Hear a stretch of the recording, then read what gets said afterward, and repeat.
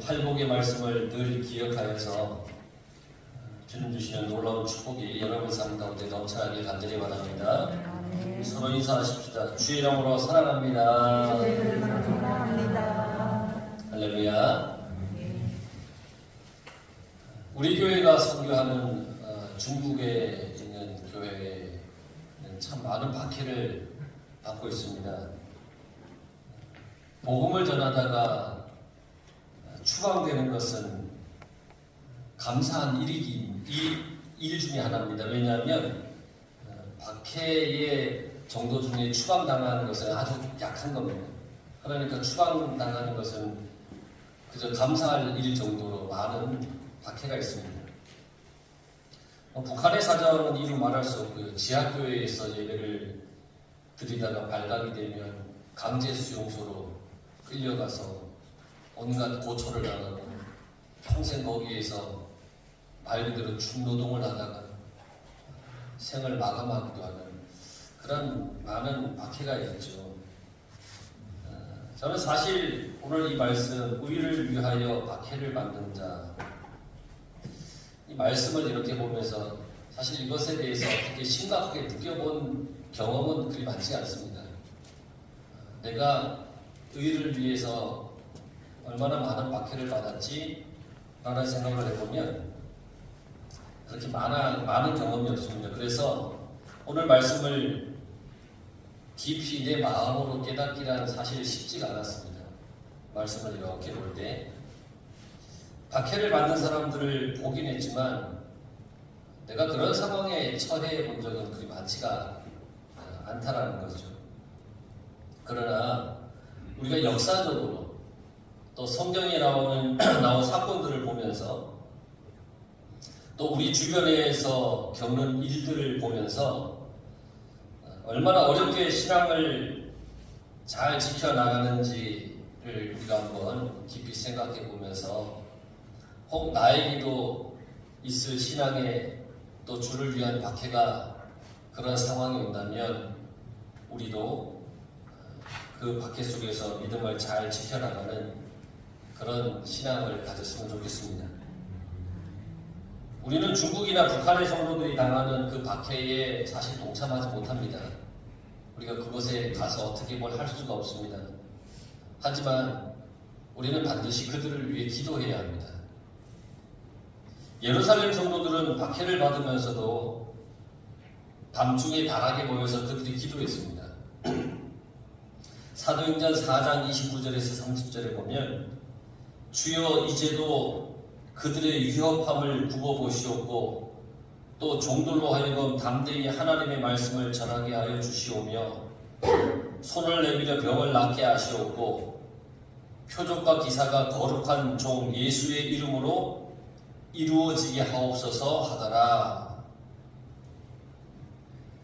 그들은 박해를 물리쳐달라라고 기도하기 전에 그 박해 중에도 더욱 담대하게 복음을 전하게 해달라 그렇게 기도를 했다는 겁니다. 또한 핍박을 당하는 자기들을 통해서 하나님의 권능이 나타나서 모든 사람들의 마음을 감동시키고 하나님의 영광을 보게 해달라 그렇게 기도를 했습니다. 그리고는 사도행전 4장 31절에 보면 기도가 끝나자마자 성령이 그 자리에 임하셔서 모든 곳을 진동하시고 모든 성도가 성령 충만하게 하시어 복음을 더 담대하게 전하도록 했다 그렇게 기록되고 있습니다. 그들이 그렇게 기도한 결과 예루살렘이 주님의 십자가 앞에 다 굴복을 했습니다. 온 유다와 사마리아가 하나님 앞으로 돌아오는 놀라운 기적이 일어났습니다. 수많은 박해를 받은 신앙의 선조들과 또 오늘날도 이 신앙의 박해를 받으면서 사는 사람들을 생각하면서 우리가 오늘의 말씀을 한번 깊이 묵상해 보겠습니다. 의를 위하여 그 의를 위하여가 뭡니까? 주님이 하신 거예요. 의를 위하여 나로 인하여서 예수님 때문에 그 의를 위한다는 것은 예수님 때문에. 그러니까 의를 위하여 박해를 받는다라고 하는 것은 예수님 때문에 박해를 받는다는 말이에요. 베드로전서 3장 14절에 보면 의를 위하여 고난을 받으면 복이 있는 자니 그들이 두려워하는 것을 두려워하지 말며 근심하지 말고.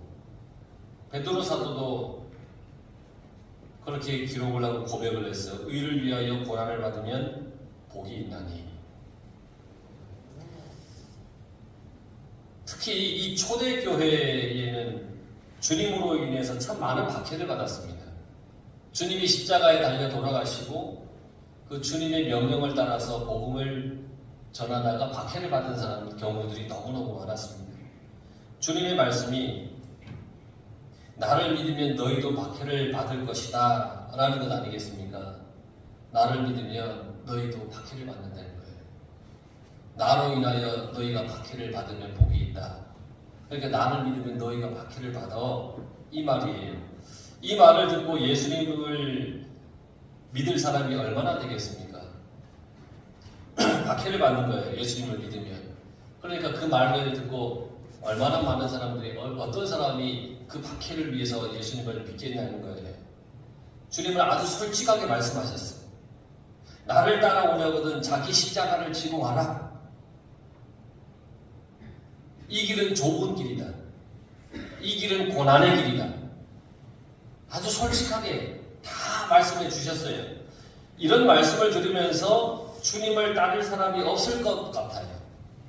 여러분, 제가 여러분들에게 이 길로 가면 고생길이 훤합니다. 그러니까 이 길로 갑시다. 그럼 따라가겠습니까? 아, 목사님 왜 그러세요? 여기 편한 길이 있는데. 뭐 그런 마음이 들지 않겠습니까? 그 예수님께서 아예 모든 걸 솔직하게 다 말씀해 놓으셨어요. 이 길은 고생의 길이다. 그래서 따를 사람이 없을 것 같아요. 주님은 적당히 둘러대면서 자신을 따르라고 말씀하지 않았어요. 있는 그대로 다 말씀하셨어요. 그런데도 예수님의 제자들은 주님을 따라갔습니다. 복음을 전하다가 순교했습니다. 예수님을 믿으면 세상에서 박해를 받는다는 것을 알면서도 초대교회의 성도 모두가 예수님을 믿고 예수님을 따라갔습니다. 초대교회의 교인들이 이 받은 박해는 그들의 생활의 모든 면에서 당하는 박해였습니다. 예를 들자면 기독교인 중에, 초대교회의 기독교인 중에 노동하는 데 고난을 당했는데 어떤 성도가 이제 제단사예요. 옷을 만드는 제단사인데 이단의 어떤 사제가 와서 자기가 입을 예복을 만들어 달라고 부탁을 받았다고 생각해 보십시다.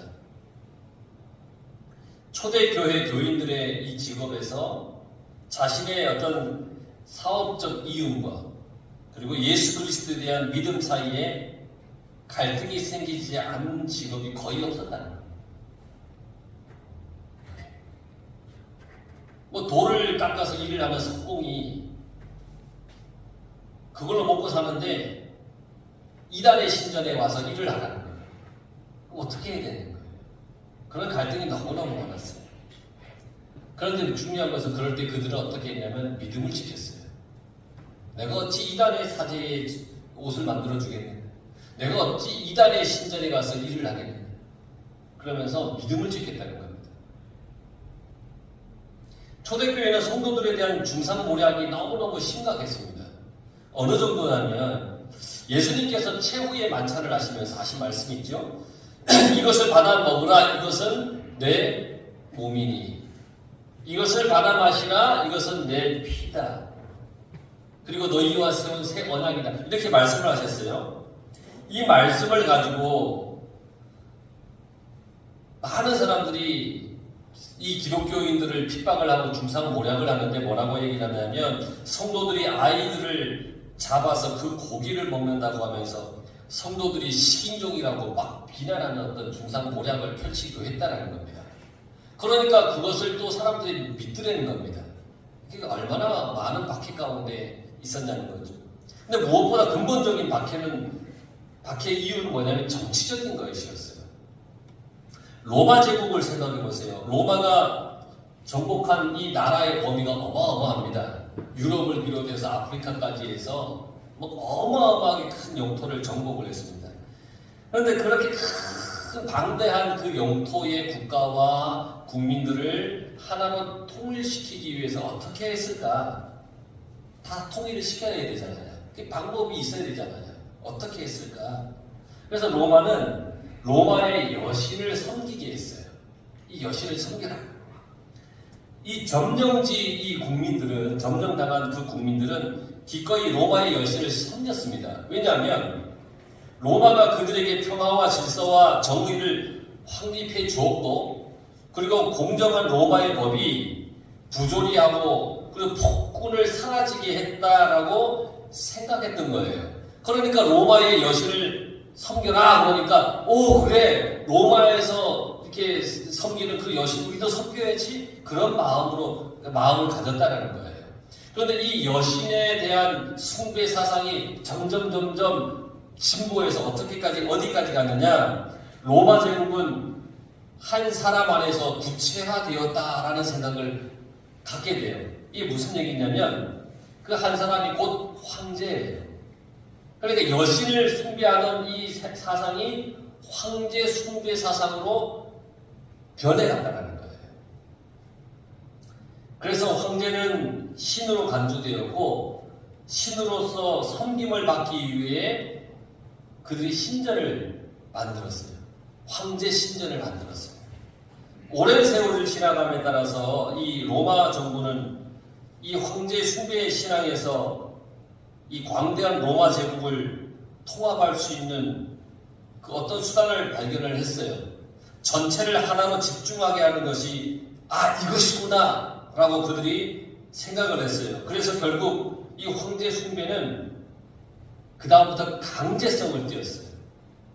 1년에 한 번은 누구나 가이사의 형상에 예배하기 위해서 향을 피우고, 그리고 뭐라고 고백을 했어야 하냐면 가이사는 주라 이렇게 말하지 않으면 안 된다는 거예요. 1년에 한 번 가이사 형상에 모든 이 점령한 모든 나라의 사람들이 가이사 형상 앞에 나와서 가이사는 주십니다 라고 하는 그 고백을 하게끔 했다는 겁니다. 근데 이것을 바로 기독교 이 성도들은 거절한 거예요. 성도들은 예수 그리스도만 주로 섬겼습니다. 그리스도에게 드리는 이 주라고 하는 명칭을 다른 어떤 사람에게도 고백하지 않았다는 겁니다. 그래서 많은 박해를 받은 겁니다. 정치적인 박해보다 큰 박해는 없습니다. 왜냐하면 점령지의 사람을 이탈시키지 않기 위해서 정치적으로 뭔가를 집중시키고 하나로 만들기 위해서 그들이 만들어 놓은 게 황제 숭배인데, 이 성도들은 그걸 거부하는 그들을 엄청나게 박해를 했다는 거예요. 이렇게 박해를 받은 자는 복이 있다, 성경에서 주님이 말씀했습니다. 어떻게 박해를 받는 것이 복이 있는 길일까요? 박해를 받으면 고통인데 박해를 받은 자는 복이 있다고 하셨어요. 이 현재를 넘어서 멀리 볼 수 있는 눈을 가지면 지금의 박해가 장차 나에게 큰 영광의 길이라는 것을 알게 됩니다. 지금은 고통스러운데 멀리 바라보면 결국은 주님께서 이 박해 가운데 믿음을 지킨 자들을 거룩한 영광의 자리에 앉게 하시는, 그걸 바라본다면 지금의 박해는 장차 나에게 큰 영광의 일이다 라고 하는 것을 깨닫게 된다는 거예요. 주님께서 십자가에서 박해를 당했지만 장차 인류는 그 주님의 십자가로 인하여서 구원함을 받게 되었습니다. 당장의 문 앞의 현실은 예수님이 십자가에 못 박혀 죽으시는 암흑한 현실이지만, 그러나 이 현실의 눈을 뛰어넘어서 장차 주어질 미래를 바라보면 그 십자가는 고난이지만, 고통이지만 결국 온 인류를 구원하는 구원의 십자가가 되었다는 것. 초대교회 중에 서문화 교회가 있습니다. 서문화 교회를 총괄했던 감독이 폴리캅이라는 사람이 있었습니다. 이 폴리캅은 유명한 순교자 중에 한 사람입니다. 이 폭도들이 이 폴리캅을 로마 법정에 끌고 갔을 때 그는 가이사의 형상에 예배할 것인가 아니면 죽을 것인가를 선택해야 했습니다. 그때 그는 이렇게 말을 했습니다. 86년간 나는 그리스도를 섬겼으나 그는 나에게 한 번도 잘못하신 일이 없었는데 이제 내가 어떻게 나를 구원하신 나의 왕을 모독할 수 있겠는가? 그리고 그는 기둥에 묶여서 마지막으로 기도를 했습니다. 사랑과 축복의 아들 예수 그리스도의 아버지, 전능하신 주 하나님, 당신의 아들로 당신을 알았나이다. 이제 감사하옵기는 당신께서 나를 이날 이 시간에 적합한 자로 생각하시고 받아주시니 감사합니다. 이렇게 기도를 했습니다. 그에게는 이 순간이 그야말로 예수 그리스도에 대한 최고의 충성을 보여줄 기회라고 여겼다는 거죠. 그 믿음을 저버리지 않고 주님을 선택하고 죽음을 기꺼이 맞이하겠다고 하는 그런 귀한 믿음의 기회라고 여겼다는 겁니다. 주님 때문에 박해를 받고 있지만 믿음으로 주님을 선택했다는 겁니다. 일제 감정기 때에 일본은 우리에게 아주 간교한 유혹을 많이 했죠. 천황에게 절하라, 천황이 신이다, 뭐 이러면서 천황 앞에 머리를 숙이게 했습니다. 이때 유명한 우리가 잘 알고 있는 주기철 목사님과 같은 분들은 생명을 걸고 싸웠습니다. 그가 구속당하기 얼마 전에 했던 유명한 설교가 있습니다. 못합니다. 못합니다. 그리스도의 신부는 다른 신에게 정절을 깨뜨리지 못합니다. 못합니다. 못합니다.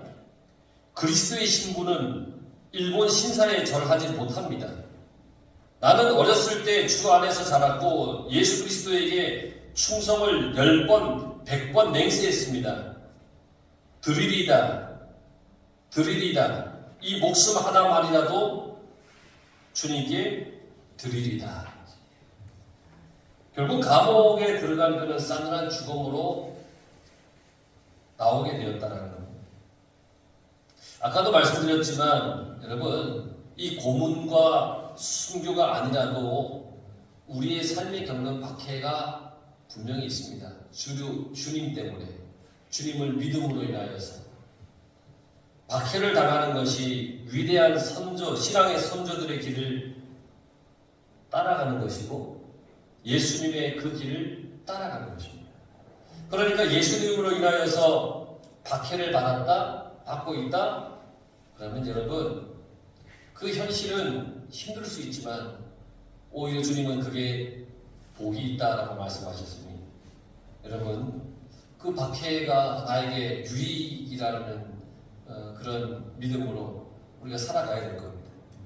지금 전 세계적으로 많은 사람들이 박해 현장에 있습니다. 공산 치하에 고통을 당하는 사람들이 그 수가 얼마나 될지 짐작도 할 수가 없습니다. 이슬람권에서 예수를 믿는다고 하는 그 이유만으로 얼마나 많은 참여를 당하고 얼마나 많은 위협 가운데 있는지 모릅니다. 아프리카에 있는 교회들은 툭하면 폭탄 테러입니다. 예수 믿는다고 하는 이유만으로, 모여서 예배드린다는 이유만으로 어떤 이슬람의 어떤 그 폭탄 자폭 테러하는 이들이 와서 그냥 폭탄을 터뜨리고 막 이러는 것들이 얼마나 많이 일어나는지 모릅니다. 예수 그리스도를 따라가는 길은 그저 나에게 품고 있던 이 소원이 다 이루어져서 편안하게 사는 그런 길만이 아닙니다. 박해를 각오하고 예수 그리스도를 믿는 것이 주님을 따라가는 것입니다. 그러한 이들에게 주님께서는 박해받는 성도들에게 최고의 상과 복을 주겠다라고 약속을 하셨습니다. 천국이 그들의 것이라고 했습니다. 하늘에서 너희의 상이 크다 그렇게 말씀하셨습니다. 여기서 천국은 예수님을 믿고 구원받아서 하늘나라에 들어가는 것을 얘기하는 것이 아닙니다. 천국은 예수님을 믿으면 다 들어가는 곳인데 그것을 특별히 하나님이 주시는 복으로 말씀할 필요가 있겠습니까? 여기서 말하는 천국이 저희들의 것이다 라고 하는 그 천국은 마음에 임하는 하나님의 임재입니다. 지금 이 시간, 이 순간 내 마음에 임하는 하나님의 임재하심, 주님이 다스리시는 세계가 내 마음에, 내 심령에 임하는 것입니다. 이게 천국이 저희들의 것이라고 하는 그 축복입니다. 여러분, 교회에 다니고 이렇게 예배를 드리지만 마음에 주님이 임재하지 못해서 기쁨이 없는 사람들이 많습니다. 여러분들은 다 기쁨이 있으시죠? 정말 예수님 믿고 내 마음에 주님이 임재하여서 내 마음에 천국이 이루어진 사람이 그 사람이 축복된 복된 사람입니다. 하나님이 내 안에 임재하는 것을 직접 체험하는 데서 오는 어떤 신비로운 기쁨을 누리는 것, 이게 천국이 임하는 것이라는 겁니다. 주님으로 인하여서 기쁨을 누리는 것. 오늘 지금 예배를 드리는 여러분들 마음속에 하나님이 주시는 기쁨으로 가득하다면 지금 여러분들은 천국의 은혜, 천국의 놀라운 축복을 여러분들이 누리며 살아가는 것이고 예배 드리는 것입니다. 여러분 마음속에 지금 하나님이 주시는 놀라운 감동과 기쁨이 있습니까? 그게 있다면 여러분들이 지금 주님 주시는 축복으로 예배를 드리는 겁니다. 박해를 받다가 막다른 길에 이르게 되면 오직 한 번 주님을 놓치지 않기 위해서 모든 것을 버려야 됩니다. 그러다 보면 그 마음에는 주님만 남고 나머지는 다 버리게 됩니다. 내 마음에 주님 외에 남아있는 것이 없으면 그 자리가 바로 천국입니다. 우리가 이 팔복을 볼 때에 5장 5절에 나와 있는 팔복의 첫 번째를 그 3절에 나와 있는 이 팔복의 첫 번째를 보면 심령이 가난한 자는 복이 있나니 천국이 그들의 것이요 그랬습니다. 첫 번째 약속한 복과 8번째 마지막 팔복에 약속하신 복이 같아요. 우리의 심령이 언제 가난해지느냐? 박해를 받을 때라는 말이에요. 심령이 가난하다고 하는 것은 내 마음이 주님만 의지할 수밖에 없습니다 라고 하는 고백이었습니다. 박해를 받다가 막다른 길에 오면 그때도 주님만 의지할 수밖에 없게 됩니다. 그러니까 주님만 의지할 때 그 마음에는 천국이 임합니다. 주님만 남게 됩니다. 주님이 계시니까, 주님만 계시니까 그곳이 천국입니다.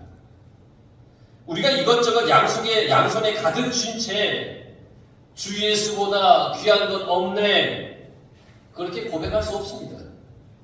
내 양손에 내 마음에 세상적인 것을 가득 쥔 채 나는 주님밖에 없습니다. 주 예수보다 귀한 것 없습니다. 그렇게 고백할 수는 없습니다. 하지도 못합니다. 박해를 당하면 자의든 타의든 모든 걸 포기하고 맙니다. 포기하게 됩니다. 마음에 오직 주님만 남습니다. 주님만 남는 곳, 그곳이 천국입니다. 신약 성경에 기록된 최초의 순교자 스데반 집사님, 복음을 전하다가 돌멩이에 맞았습니다. 그리고 죽어갑니다. 돌멩이가 사정없이 날아오는 그 상황에서 그가 본 것이 뭐냐? 자기와 함께 계시는 하나님을 보았습니다. 예수 그리스도께서 자기 안에 계심을 보았습니다. 그리고는 이렇게 고백을 합니다. 보라, 보라, 하늘이 열리고 인자가 하나님 우편에 서신 것을 보노라. 하늘이 열리고 주님이 하나님 우편에 서신 것을 내가 보았노라. 그 속에는 그의 마음 가운데는 하나님과 주님밖에 남아있지 않아. 그 속에는 평안과 천국이 임하였다. 죽는 그 순간에 하나님께서 박해받는 자에게 상이 크다고 했죠. 하늘에서 너희 상이 큽니다. 그 상은 우선은 생명의 면류관입니다. 요한계시록 2장 10절에 보면 너는 장차 받을 고난을 두려워하지 말라. 볼지어다 마귀가 장차 너희 가운데서 몇 사람을 옥에 던져 시험을 받게 하리니 너희가 10일 동안 환난을 받으리라. 내가 죽도록 충성하라. 그리하면 내가 생명의 관을 내게 주리라.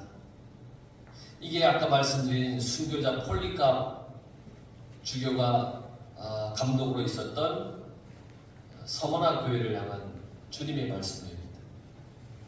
생명의 면류관을 주리라. 또 어떤 상이냐? 그리스도와 함께 왕노릇하는 약속을 주셨습니다.